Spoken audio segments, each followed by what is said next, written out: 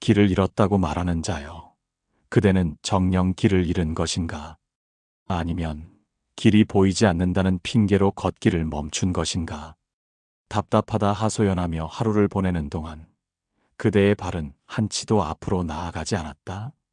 세상 사람들은 길을 잃었다 말하지만 실상은 자신이 어디로 가야 할지 정하지 않았을 뿐이다. 방향을 정하지 않고 걷는 자는 어디로 가든 길을 잃은 것이나 다름없다. 해결책이 보이지 않는다 탄식하지만 눈을 감고 있으면서 어찌 길이 보이겠는가. 마음이 답답하다 하소연하되 그 답답함은 밖이 아니라 안에서 비롯된 것이다. 내가 유배지에서 18년을 보내며 깨달은 바가 있다. 사람이 길을 잃는 것은 길이 없어서가 아니요, 길을 보려 하지 않기 때문이다. 해결책이 보이지 않는 것은 문제가 어려워서가 아니요, 해결하려는 의지가 약하기 때문이다. 마음이 답답한 것은 상황이 막혀서가 아니요, 스스로 마음의 문을 닫았기 때문이다. 지금 이 순간 그대는 선택의 기로에 서 있다. 계속 주저앉아 탄식할 것인가, 아니면 일어서서 한 걸음을 내디딜 것인가. 길은 걷는 자의 발밑에서 생겨나는 법이다. 해결책은 찾는 자에게 보이는 법이다. 답답함은 움직이는 자에게서 흩어지는 법이다. 이제 그대에게 길을 찾는 법을 일러주리라.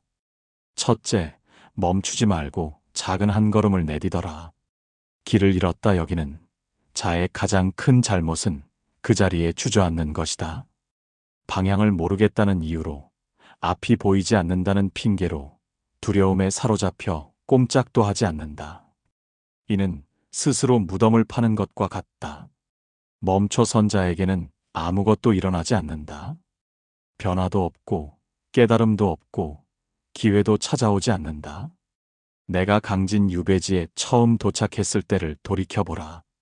사방이 낯설고 앞날이 보이지 않고 마음은 칠흑 같은 어둠에 잠겨 있었다. 그때 내가 만약 절망에 빠져 아무것도 하지 않았다면 지금의 나는 없었을 것이다.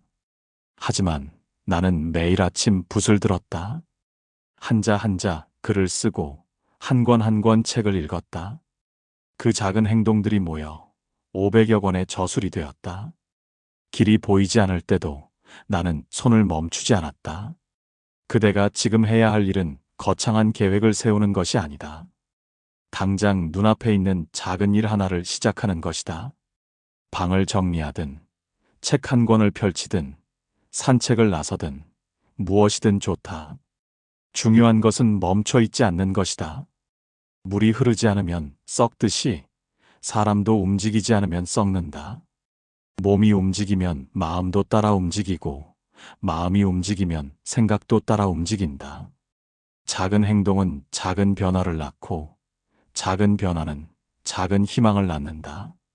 그 희망이 다시 행동을 낳아 선순환이 시작되는 것이다. 반대로 아무것도 하지 않으면 무기력만 커져 결국 일어설 힘마저 잃게 된다. 천리 길도 한 걸음부터라 했다. 그 첫 걸음을 내딛지 않고서 어찌 천리를 갈 수 있겠는가.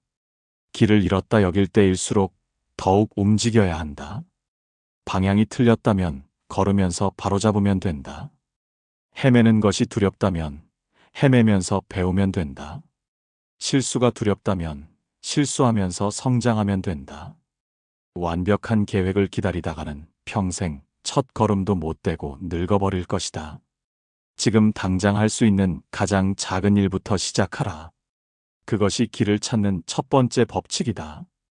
또한 작은 행동에는 큰 힘이 있다.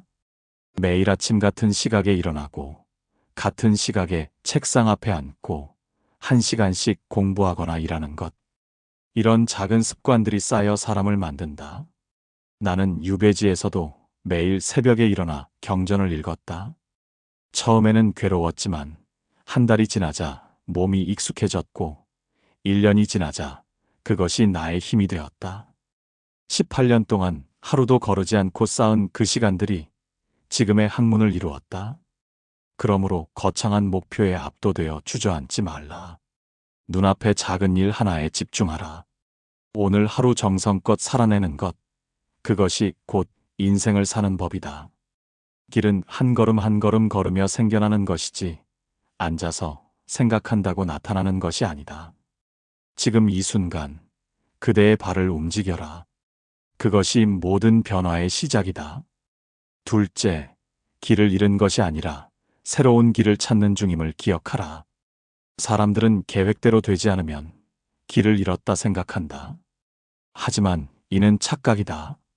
그대가 잃은 것은 길이 아니라 익숙함이요, 편안함이요, 예측 가능함이다. 진짜 길은 언제나 그대 발밑에 있다. 다만 그대가 원하던 길이 아닐 뿐이다. 세상은 그대의 계획대로 움직이지 않는다. 그러나 세상이 그대를 버린 것은 아니다. 내가 역적으로 몰려 귀향길에 올랐을 때 사람들은 내 인생이 끝났다 여겼다.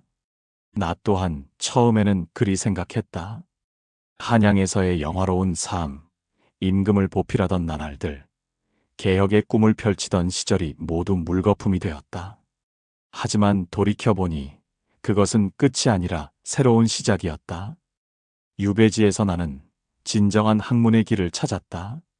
백성들의 삶을 직접 보고 듣고 느끼며 진짜 개혁이 무엇인지 깨달았다.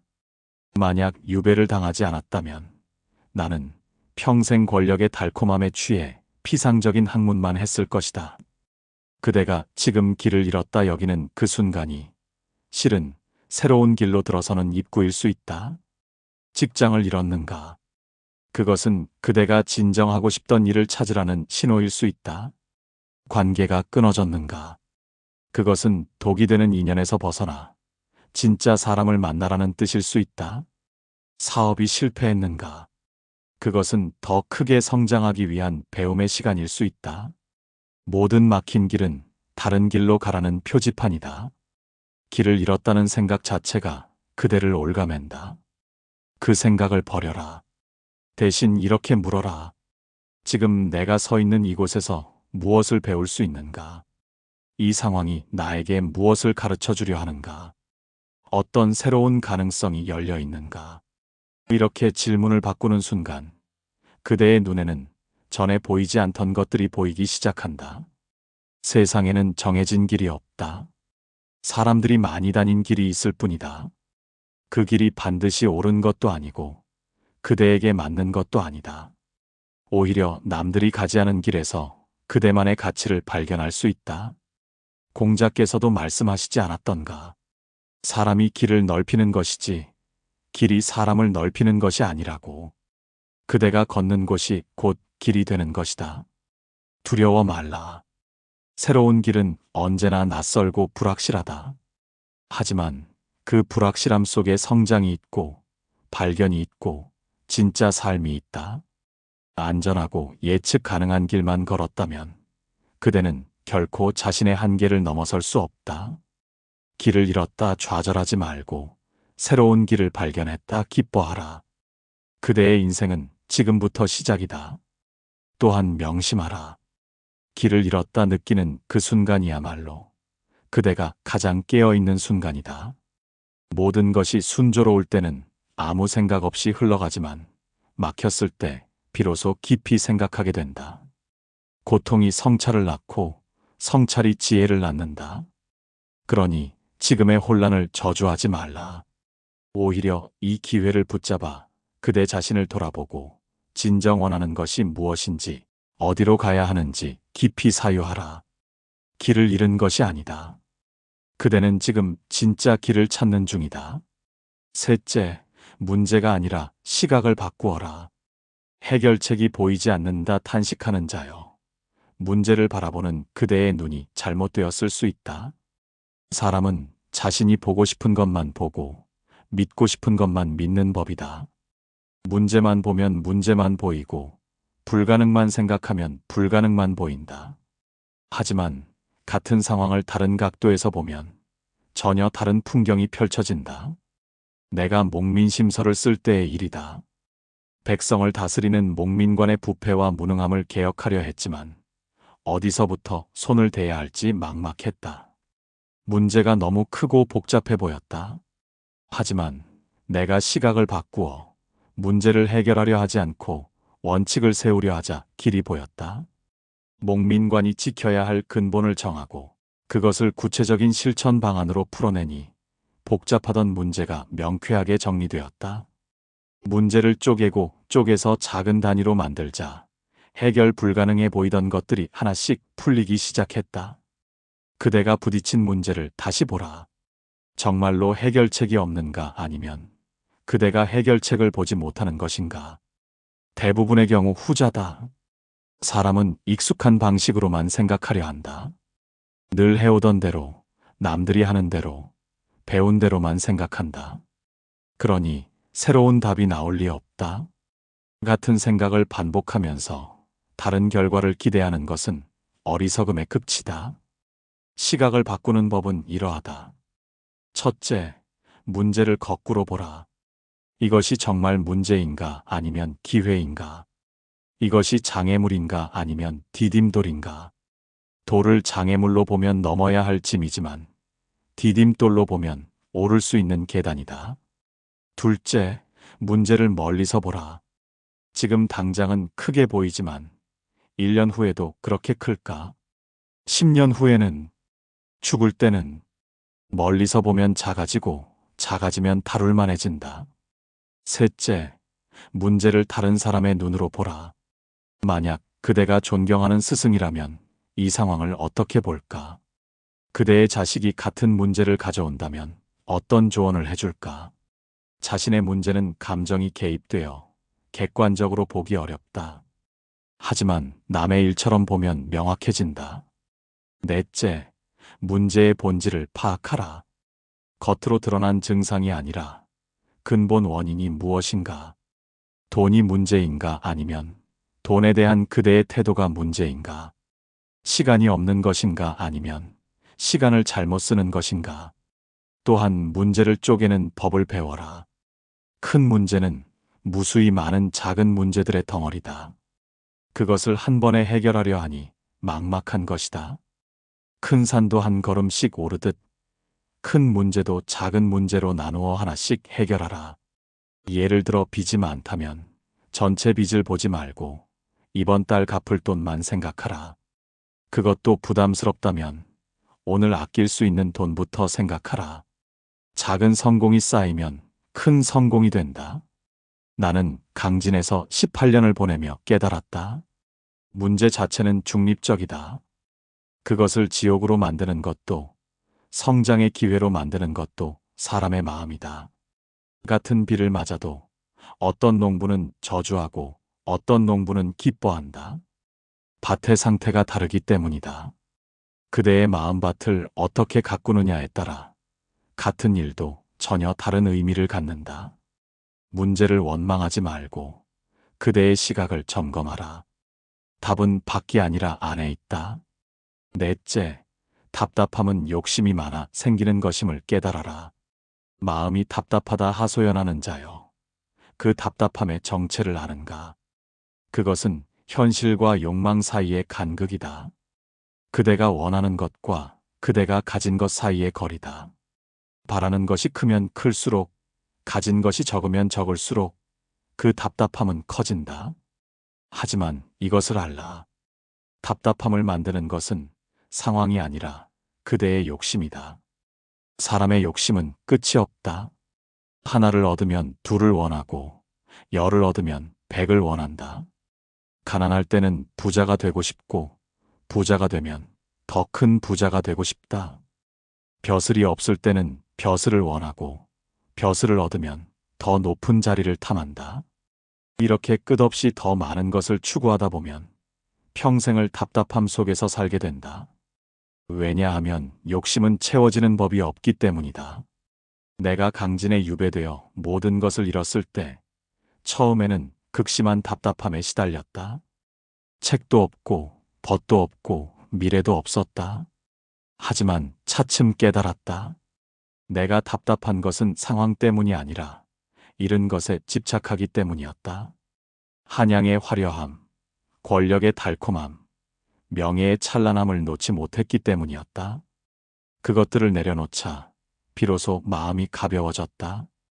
그리고 보니 내게는 여전히 많은 것이 있었다. 생각할 수 있는 머리, 쓸 수 있는 손, 숨 쉴 수 있는 몸이 있었다. 그것으로 충분했다. 답답함에서 벗어나는 첫 번째 방법은 욕심을 줄이는 것이다. 없는 것을 세지 말고 있는 것을 세어라. 이루지 못한 것을 한탄하지 말고 이룬 것을 감사하라. 그대가 가진 것이 작아 보이는가? 하지만 세상 어딘가에는 그것조차 없어 고통받는 이가 있다. 그대가 숨 쉬고 걷고 생각할 수 있다는 것, 그것만으로도 이미 큰 복이다. 눈을 감고 그대가 가진 것들을 하나씩 떠올려 보라. 그러면 그대가 얼마나 많이 가졌는지 알게 될 것이다. 두 번째 방법은 비교를 멈추는 것이다. 답답함의 대부분은 남과의 비교에서 온다. 저 사람은 잘 사는데 나는 왜 이 모양인가? 저 사람은 성공했는데 나는 왜 이렇게 힘든가? 하지만 이것을 알라. 그대가 보는 것은 남의 겉모습일 뿐이다. 저 사람에게도 그대가 모르는 고통이 있고 상처가 있고 두려움이 있다. 모든 사람은 각자의 무게를 지고 간다. 남의 짐과 내 짐을 비교하는 것은 어리석은 일이다. 또한 비교는 감사를 빼앗는다. 열을 가진 자가 백을 가진 자를 보면 자기가 가진 열이 초라해 보인다. 하지만 하나를 가진 자가 보기에 열은 엄청난 부다. 비교는 상대적이고 끝이 없다.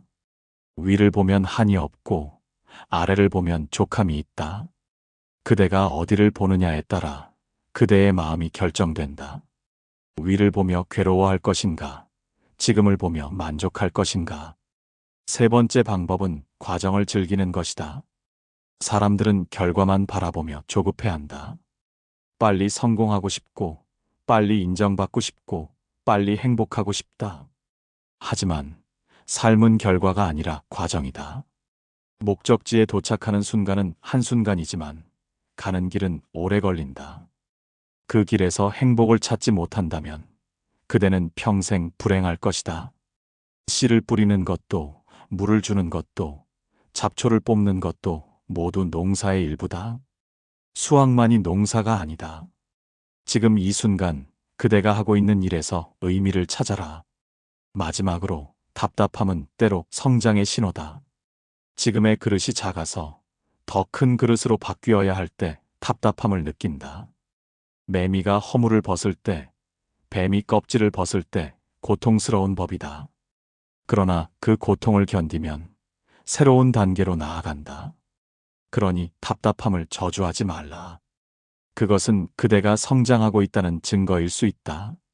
다만 욕심을 버리고 비교를 멈추고 과정을 즐기며 차분히 나아가라. 그러면 어느새 답답함은 사라지고 고요한 만족이 그대의 마음을 채울 것이다. 다섯째, 홀로 견디되 결코 혼자가 아님을 기억하라. 길을 잃고 방황할 때 사람은 깊은 고독에 빠진다. 아무도 내 고통을 이해하지 못한다 여기고 나만 이렇게 힘들다 생각한다. 하지만 이것을 알라. 그대가 겪는 고통은 그대만의 것이 아니다.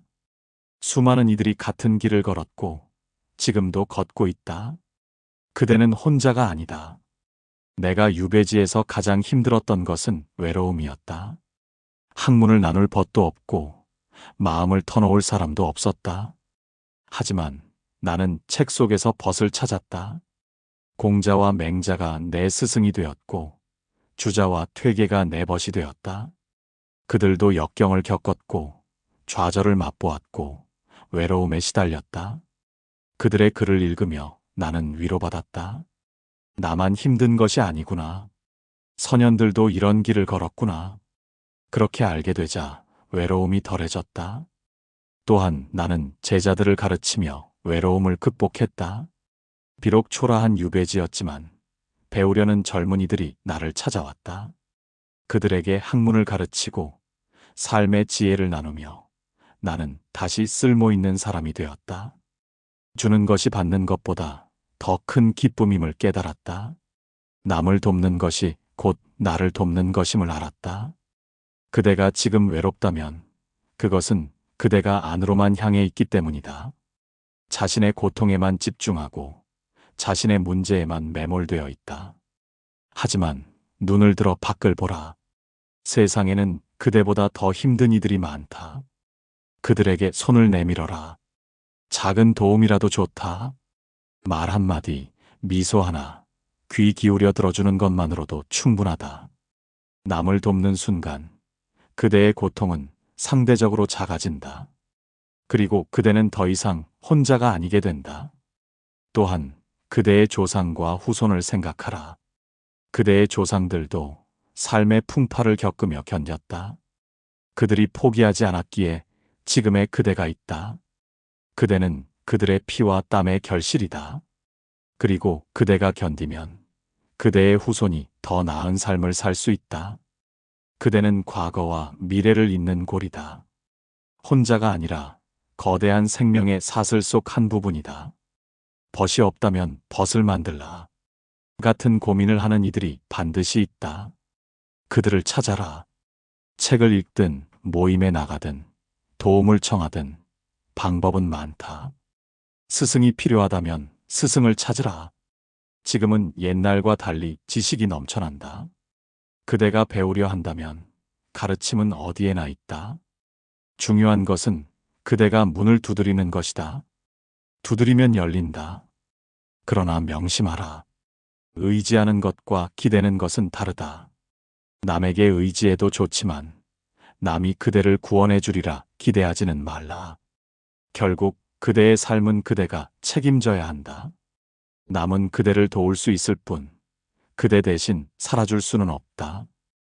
홀로 견디되 도움은 받아들여라. 스스로 일어서되 손을 내미는 이는 잡아라. 그 균형을 지키는 것이 지혜다. 또한 하늘을 믿으라. 내가 말하는 하늘은 종교적 신이 아니다. 그것은 이치요, 섭리요, 인과다. 선을 행하면 복이 오고 악을 행하면 화가 온다. 정직하게 살면 언젠가 인정받고 최선을 다하면 결과가 따른다. 당장은 보이지 않아도 하늘은 보고 있다. 그대의 노력은 헛되지 않을 것이다. 이것을 믿고 묵묵히 나아가라. 나는 18년의 유배 생활 내내 한 번도 하늘을 원망하지 않았다. 오히려 감사했다. 이 시련이 나를 단련시키고 성숙하게 만들고 진정한 학자로 거듭나게 했기 때문이다. 그대도 언젠가 돌아보면 알게 될 것이다. 지금의 고통이 얼마나 귀한 선물이었는지를. 그러니 견뎌라. 홀로 견디되 그대는 결코 혼자가 아니다. 천지가 그대와 함께하고 선현들이 그대를 지켜보고 미래의 그대가 지금의 그대를 응원하고 있다. 마지막으로 길을 잃었다는 것은 그대가 살아있다는 증거다. 죽은 자는 길을 잃지 않는다. 방황한다는 것은 그대가 더 나은 곳을 찾고 있다는 뜻이다. 답답하다는 것은 그대의 마음이 아직 살아 움직이고 있다는 신호다. 그러니 절망하지 말라. 내가 강진에서 18년을 보내며 깨달은 가장 큰 진리는 이것이다. 삶은 목적지가 아니라 여정이다. 완성이 아니라 완성해가는 과정이다. 그대가 오늘 넘어졌다면 내일 일어서면 된다. 오늘 실패했다면 내일 다시 시도하면 된다. 중요한 것은 포기하지 않는 것이다. 세상의 모든 위대한 성취는 작은 시작에서 비롯되었다. 천리 길도 한 걸음부터요. 구층탑도 한 줌의 흙에서 시작된다. 그대가 오늘 내딛는 한 걸음이 내일의 천리가 된다. 그대가 오늘 쌓는 한 줌의 노력이 훗날 높은 탑이 된다. 또한 명심하라. 그대를 구원할 사람은 남이 아니라 그대 자신이다. 세상은 그대를 도울 수 있지만 그대 대신 살아줄 수는 없다. 그대의 삶은 그대의 손에 달려 있다. 그 책임을 회피하지 말고 당당히 받아들여라. 그것이 어른이 되는 길이요. 자유를 얻는 길이다. 지금 이 순간 그대는 기로에 서 있다. 계속 주저앉아 탄식할 것인가 아니면 일어서서 걸어갈 것인가. 과거를 붙잡고 괴로워할 것인가 아니면 미래를 향해 나아갈 것인가. 선택은 그대의 몫이다. 나는 그대가 일어서기를 바란다. 걸어가기를 바란다. 쓰러져도 다시 일어나기를 바란다. 그대 안에는 그대가 알지 못하는 거대한 힘이 잠들어 있다. 그 힘을 깨워라. 그대는 그대가 생각하는 것보다 훨씬 강하다. 마지막으로 이것을 기억하라. 길을 잃는 것은 부끄러운 일이 아니다. 부끄러운 것은 길을 찾으려 하지 않는 것이다. 넘어지는 것은 실패가 아니다. 실패는 넘어진 채로 일어나지 않는 것이다. 답답한 것은 나약함이 아니다. 나약함은 답답함에 굴복하는 것이다. 그러니 오늘부터 시작하라. 지금 이 순간부터 한 걸음씩 나아가라. 완벽하지 않아도 좋다. 느려도 좋다. 헤매도 좋다. 중요한 것은 멈추지 않는 것이다. 그대가 걸어가는 한 그대는 이미 길 위에 있다. 나는 그대를 믿는다. 그대도 그대 자신을 믿어라. 하늘은 스스로 돕는 자를 돕는다. 그대가 최선을 다한다면 하늘도 그대를 저버리지 않을 것이다. 이만 붓을 놓는다. 부디 건강하게, 꿋꿋하게, 아름답게 그대의 길을 걸어가기를 바란다.